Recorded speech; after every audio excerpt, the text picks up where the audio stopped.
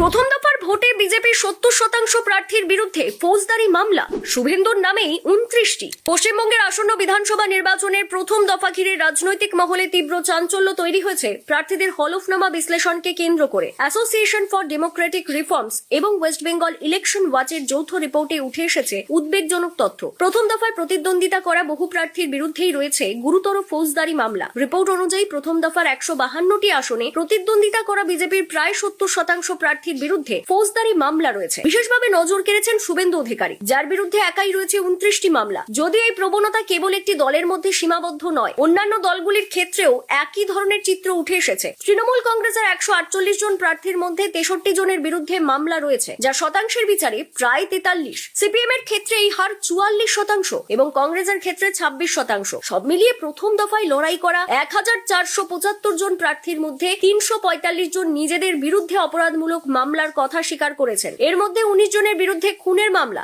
105 জনের বিরুদ্ধে খুনের চেষ্টার অভিযোগ এবং 98 জন প্রার্থী নারীদের বিরুদ্ধে অপরাধ সংক্রান্ত মামলায় অভিযুক্ত।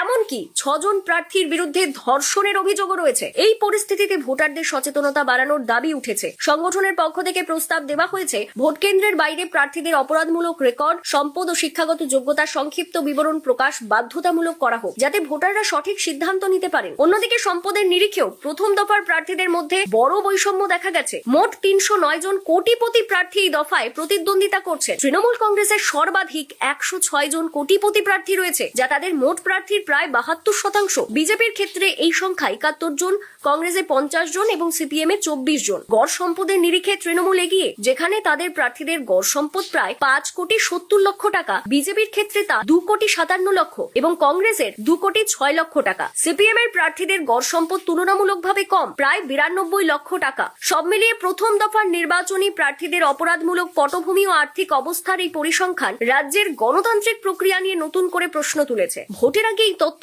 ভোটারদের কতটা প্রভাবিত করবে, সেটাই এখন দেখা।